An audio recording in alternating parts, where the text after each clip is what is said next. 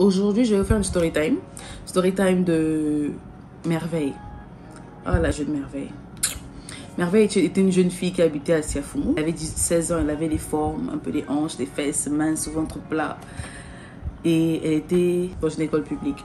Son père s'est battu, elle a dit non, elle ne peut pas rester, elle ne peut pas avoir son bac là, elle doit au moins être dans une école privée. Donc on l'a mis à Montesquieu. Quand on l'a mis à Montesquieu, c'est la fille qui réussit sa vie, qui finit par avoir le bac. Une fois qu'elle a le bac, le père dit bon, c'est bon, tu as eu le bac, je vais t'envoyer à l'étranger. On fait les papiers pour la France, paf, ça sort pas tôt. Donc on dit bon, toi tu vas venir étudier au Ghana. Merveille vient étudier au Ghana. Merveille arrive au Ghana. Au Ghana, il paye le loyer par année. Paye le loyer la première année, paye l'école en même temps, l'école de langue, et elle commence. On envoie l'argent de poche, premier mois, deuxième mois, toute l'année, ça passe.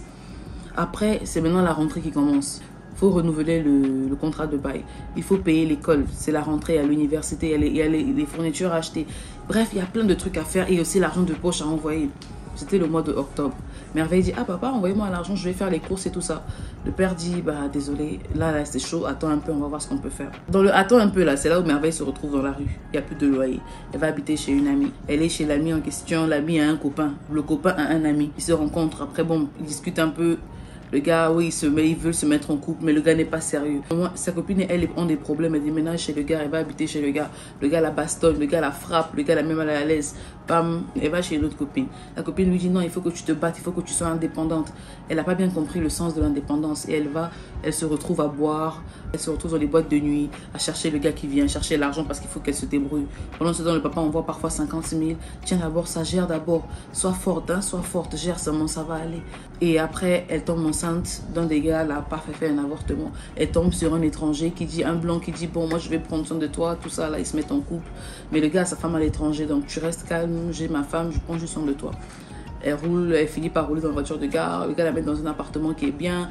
Elle a la vie de luxe. Après, le papa dit bon, je t'envoie l'argent de l'école pour que tu continues. Un an après, pour que tu continues l'école. Elle dit ok, elle reçoit l'argent. Mais attendez, vous vous attendez à ce que Merveille reparte à l'école? Ça, c'est le cas de Merveille. Et il y a beaucoup d'étudiantes qui traversent cette période, qui traversent ça au Ghana ici. Il y a beaucoup d'étudiantes qui n'ont même pas, qui après avoir fini l'école de langue, n'arrivent même pas à continuer avec l'université. Chers parents, si vous n'avez pas les moyens de prendre soin de vos enfants, ne les envoyez pas à l'étranger pensant que ça va aller. Ça ne va pas aller. Oh, c'est vrai qu'on dit que si un enfant veut se gaspiller, il va se gaspiller, c'est vrai. Mais ça ne sert à rien d'envoyer des enfants voués à eux-mêmes. Si vous savez que depuis la base n'est pas bonne, vous savez que vos enfants ne sont pas indépendants, vous savez que vos enfants ne sont pas créatifs. C'est vrai qu'il faut jeter l'enfant dans la jungle pour qu'ils comprennent. Mais quand même, vous savez combien de filles sont dans le cas de Merveille? Je finis d'abord mon histoire. Merveille maintenant Merveille rencontre le blanc prend soin d'elle et tout ça. On voit l'argent de l'école, elle prend, elle bouffe, elle dit elle peut pas à l'école, elle fait une petite formation, elle achète un diplôme, elle met dans la poche. Le blanc prend soin d'elle et tout ça là. Après paf, le blanc sa compagnie ferme, il repart à l'étranger. Merveille est encore là, bon il lui reste 6 mois de contrat. Elle se dit bon, comme c'est une belle maison de chambre, salon, tout ça, c'est un bel appartement et tout. Elle va chercher un gars qui va pouvoir payer le loyer. Elle cherche 1, 2, 3, elle n'arrive pas à trouver de gars stable. Donc 2 mois sans passer, il reste que 4 mois. Qu'est-ce qu'elle fait? Elle va voir d'autres gars. Elle rencontre, elle va coucher par-ci par-là, les étrangers, les Canadiens, les Nigériens, les Tchadiens, tout le monde couche avec elle juste pour qu'elle se fasse de l'argent et qu'elle puisse payer le loyer. Elle a pu avoir l'argent, elle a payé le loyer. Elle a acheté des meubles pour mettre dans la maison. Elle a changé son environnement. C'est maintenant la go qui roule qu'avec les boss. Elle sort avec les ministres, les colonels et tout ça. C'est la go qui a la belle vie. Et c'est ça. Elle se bat. Vous voulez que quoi? Elle se cherche. La fille construit sa vie comme ça. 2 ans passent, 3 ans passent. C'est maintenant elle qui envoie l'argent aux parents. Les parents se disent, ah mais comment tu fais? Oh non, moi j'ai l'argent, je fais des petits business. Elle ne vous montre pas le business, rien de tangible. Vous croyez l'enfant.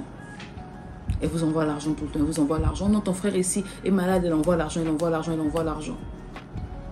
Alors que la fille elle-même, elle ne fait rien. Elle n'est pas mariée. Elle est célibataire, vouée à elle-même.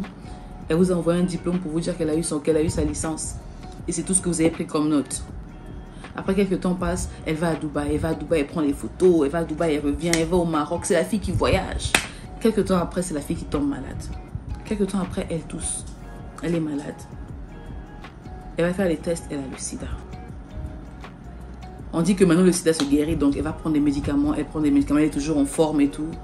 Un moment après, elle rentre au pays, elle va voir ses parents. Vu qu'elle est malade, elle veut rentrer par là ses parents. Quand elle arrive, elle rencontre ses parents, elle voit ses tantes. Elle n'a pas le courage de leur dire, donc c'est la fête, l'ambiance et tout ça. Elle rencontre un de ses amis de classe de l'époque. Ah, ça va, oui, ça va, et toi, ouais. Ils sortent une fois, deux fois, trois fois dîner, tout ça là, après pas. Mais un soir, un jeudi, il invite la go dans un restaurant. Ils vont prendre un pot ensemble. Et après un moment de la soirée, il se met à genoux. Il sort la bague. Veux-tu m'épouser? Et c'est là qu'elle dit non, je ne peux pas. Elle est triste. Le gars dit pourquoi tu m'as fait perdre mon temps, l'argent que j'ai dépensé sur toi. Elle est triste, elle rentre chez elle. Elle est au volant de sa voiture. Elle roule, elle roule, elle roule, elle roule, elle roule, elle roule. Et de l'autre côté, il y avait un enfant qui traversait le goudron. En voulant éviter d'écraser l'enfant, elle va cogner un poteau. Elle cogne le poteau. On l'emmène à l'hôpital. Elle se réveille 3 mois après d'un coma. Elle a un pied paralysé. Pas de diplôme, pas d'assurance. Tout ce qu'elle a laissé au Ghana, là, est resté au Ghana. La belle vie qu'elle a construite, elle est restée là-bas. La vie d'Instagram est restée sur Instagram. Elle a perdu le sens de la vie. Ses parents ont découvert qu'elle avait le sida par rapport au test de sang qu'on a dû faire. Elle rentre chez elle à la maison, après, ou 8 mois après, ses comptes sont vides, la galère reprend. C'est elle qui souffre encore plus. Et il y a quelques jours, Merveille s'est suicidée. La morale de l'histoire, c'est quoi? Faites attention. Avec une histoire pareille, on va blâmer qui? Les parents, Merveille, ou la vie, ou les réalités de la vie en fait. Vous blâmez qui? Moi, personnellement, je blâme tout le monde. Je blâme les parents de ne pas avoir été assez responsables pour dire à leur fille, on n'a pas besoin de ton argent, travaille dur. Non, étudie. Faites des recherches. Vous savez, vous connaissez vos enfants mieux que quiconque. Vous savez s'ils sont entreprenants, s'ils ne le sont pas.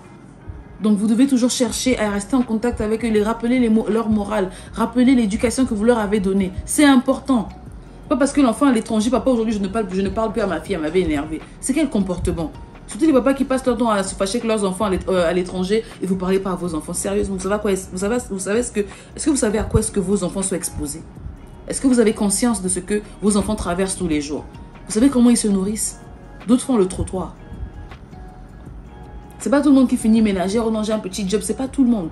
D'autres, leur job, c'est d'être avec des gars plus âgés qu'elles, juste pour se faire de l'argent. Je ne justifie pas les filles qui se prostituent, mais juste pour faire comprendre que c'est des réalités, en fait. De vraies réalités. On va pas rester là seulement à se dramatiser, à se dire, oui, elle aurait pu faire les choix différemment, elle aurait pu faire les choses différemment, elle aurait pu faire les choses comment? C'est pas la seule. Il y a beaucoup de filles dans le cas de Merveille. Il y a beaucoup de filles qui traversent ça. Alors, c'est quoi votre excuse, les parents? Vous vous battez pour qu'elle ait de l'argent, vous êtes battus. Regardez l'enfant aujourd'hui. Encadrez vos enfants, donnez-leur de bonnes bases. De bonnes bases, c'est important. Soyez strict avec vos enfants. Ne soyez pas méchants, mais soyez stricts. Montrez-leur le chemin. La vérité est la vie. C'est Dieu qui a dit, c'est pas moi. Donc maintenant, de l'autre côté, moi, je blâme Merveille. Même si tes parents te mettent dans la jungle, tu es intelligente, tes propres choix, tu les fais toi-même. Les décisions que tu prends maintenant, c'est vrai que c'est influencé par la société, par ton entourage, par ton éducation, mais tu fais tes choix toi-même.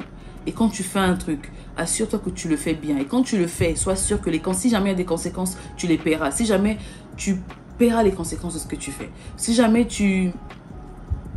c'est bien, tu verras, tu vas profiter des avantages de ce que tu fais. Ça ne sert à rien de blâmer le monde sans la blâmer elle-même. Elle a commis des erreurs. Elle aurait dû s'arrêter. Mais il n'y avait personne à qui parler. Bref, c'est un sujet complexe. On ne sait même pas qui blâmer. Et même, je ne sais pas si la morale de l'histoire, c'est de faire attention que les parents éduquent bien leurs enfants, que les enfants soient sages ou que la vie arrête de nous déranger. Je ne sais pas. Parce que c'est traumatisant, c'est blessant. C'est vraiment blessant. Faites attention à vos vies. Parce que vos vies comptent. C'est pas seulement d'écrire Black Lives Matter sur Instagram. Vos vies comptent vraiment. Nous les noirs là, nos vies comptent. Faites de bons choix pour votre vie. Ne voyez pas seulement au bout de votre nez. Voilà pourquoi on dit que si vieillesse savait, jeunesse pouvait. La vieillesse, quand on est vieux là, c'est là on se dit si je savais. Pour éviter les regrets, là, faites des bons choix. Des choix qui sont bons pour vous. Pas les choix que vous voulez faire. Les choix dont vous avez besoin. Ne prends pas seulement ce que tu veux faire dans ta vie. Prends ce qui va t'avantager plus tard. Tu vis dans le présent, c'est vrai. Il faut profiter des moments présents, c'est vrai. Mais le futur t'attend. Comment tu vis ton présent, là, détermine ton futur. Sois sage. Sois sage. Éduque-toi. Écoute tes parents, mais sois sage. Merveille est morte. Et beaucoup de filles sont sur le même chemin que Merveille. D'autres ne vont même pas mourir. D'autres vont se retrouver à 40 ans sans mari, sans famille, mais elles ont tout l'argent du monde. D'autres vont se retrouver à sortir avec des petits garçons pour avoir le plaisir là, parce qu'aucun homme ne voudra d'elles. D'autres vont se retrouver avec une réputation tachée. D'autres vont se retrouver avec des enfants de pères différents. D'autres vont se retrouver à la rue. D'autres vont se retrouver, seront pauvres. D'autres vont se retrouver dans la misère. C'est pas un chemin à suivre. Maintenant là, c'est doux, c'est beau, ça fait plaisir. Quand tu arrives à 30 ans, 40 ans, 50 ans, c'est là où tu sens maintenant que c'était pas le bon choix. C'était pas le bon choix. So voilà mes chéris, c'était la petite histoire de Merveille. Story time, j'espère que vous avez aimé. Je suis pas trop forte dedans, mais j'espère que vous avez aimé. Laissez un pouce bleu si ça vous a touché. Laissez, abonnez-vous et laissez un commentaire ce que vous pensez de l'histoire de Merveille. Qui selon vous est responsable et qui ne l'est pas.